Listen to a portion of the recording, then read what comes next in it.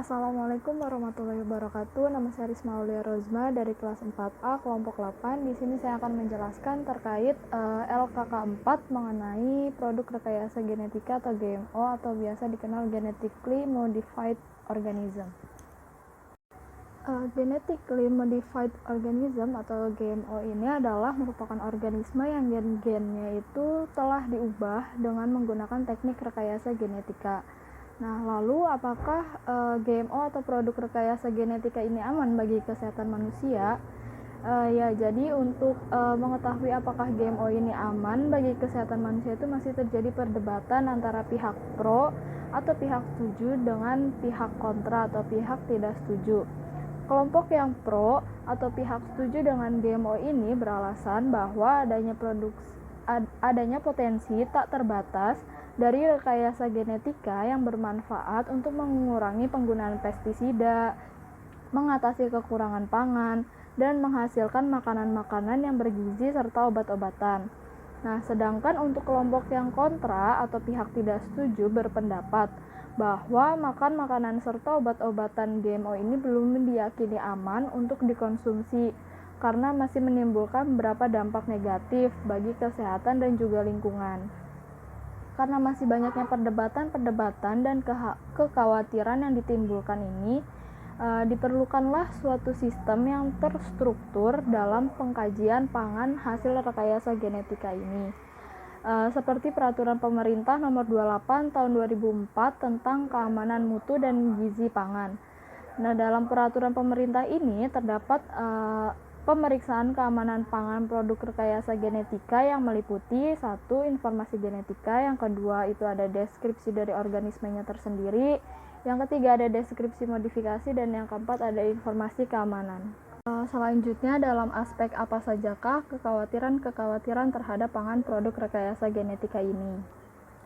Mengenai aspek yang menjadi kekhawatiran terhadap pangan produk rekayasa genetika ini dalam kehidupan masyarakat itu ada seperti dalam bidang pertanian dan lingkungan, kesehatan dan psikologi, lalu ada agama, budaya, dan etika. Yang pertama itu ada dalam bidang pertanian dan lingkungan. Pada umumnya, pola tanam produk pertanian di Indonesia ini dilakukan pada area kecil yang berhubungan dengan berbagai gulma atau tanaman pengganggu. Dan dengan adanya sifat penyerbukan secara alamiah dari tanaman GMO ini, maka dikhawatirkan akan bermunculan gulma-gulma baru yang lebih menolak terhadap herbisida misalnya. Nah, permasalahan lainnya yang diduga akan muncul ini adalah terbunuhnya makhluk hidup lainnya seperti larva kupu-kupu, yang selanjutnya itu akan dikhawatirkan akan punahnya kupu-kupu sebagai akibat dari sisa tanaman transgenik yang bersifat toksik. Dalam jangka panjang, tanaman transgenik ini akan mengubah struktur dan tekstur tanah yang akan berdampak pada kuantitas sekaligus kualitas produksi tanaman. Selain itu, tanaman rekayasa genetika ini juga dapat merusak keseimbangan lingkungan di sekitarnya. Hama dan penyakit tanaman akan lari ke ladang-ladang konvensional sehingga mau tidak mau petani itu harus berubah menjadi pengguna tanaman transgenik yang harganya relatif mahal.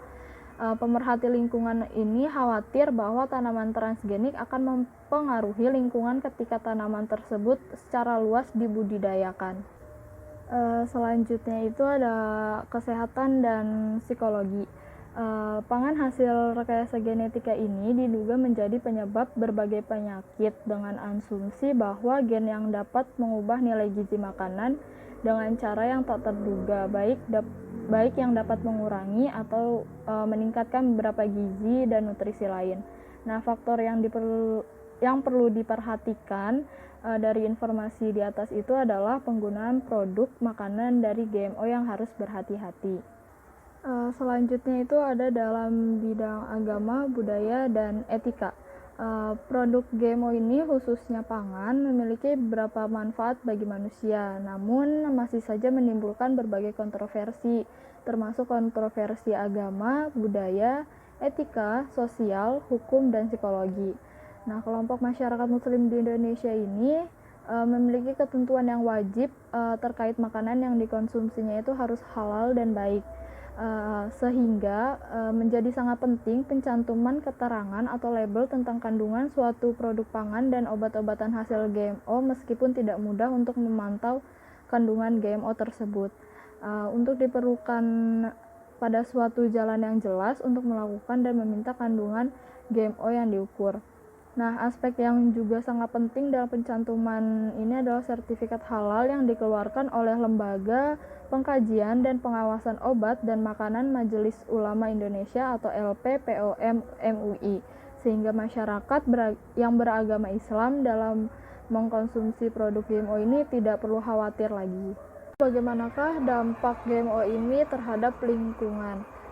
Jadi dampak dari GMO ini itu sendiri itu ada berdampak positif, ada juga yang berdampak negatif. Dampak positifnya ini yang dimaksud itu adalah keuntungan yang didapatkan dari GMO itu sendiri, seperti keuntungan pangan hasil rekayasa genetika yang antara lain itu meningkatkan efisiensi dan produktivitas, nilai ekonomi produk, memperbaiki nutrisi, nilai palabilitas, dan meningkatkan masa simpan produk.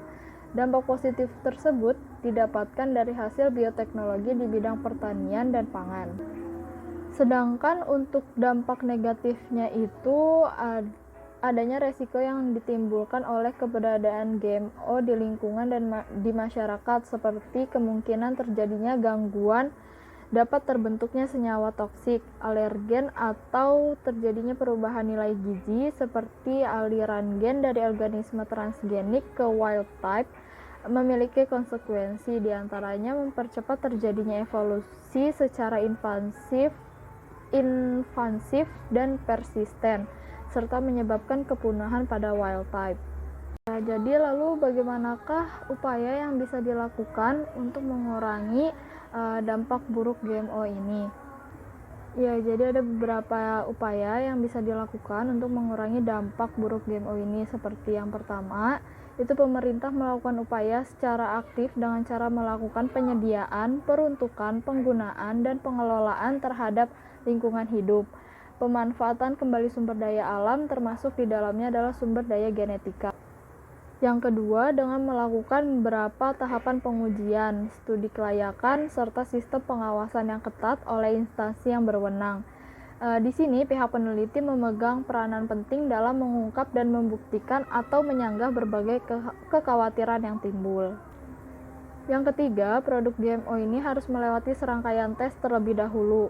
Indonesia sendiri telah melakukan pengawasan GMO di bawah Kementerian Pertanian serta Badan Pengawas Obat dan Makanan atau BPOM, sehingga produk GMO ini tetap berada dalam batas aman. Yang keempat, dengan cara menekankan perlunya protokol dari konvensi yang telah diratifikasi, khususnya dalam pemanfaatan bioteknologi secara aman. Dalam kaitan ini, Indonesia telah mencoba untuk menyusun protokol mengenai keselamatan hayati atau biosafety melalui lembaga pemerintah dan lembaga swadaya masyarakat. Tujuan dari diusulkannya protokol keselamatan hayati ini secara umum adalah melindungi sumber daya hayati di Indonesia dari pencemaran biologis dan melindungi kesehatan masyarakat dari pemanfaatan bioteknologi yang belum teruji. Dan yang kelima itu ada mencegah Indonesia dijadikan ajang uji coba pelepasan GMO, mencegah masuknya produk bioteknologi yang berbahaya dan mengawasi pengembangan dan penggunaan GMO di luar negeri. Sekian dari saya, kurang lebihnya mohon maaf. Wabillahi taufiq wal hidayah. Wassalamualaikum warahmatullahi wabarakatuh.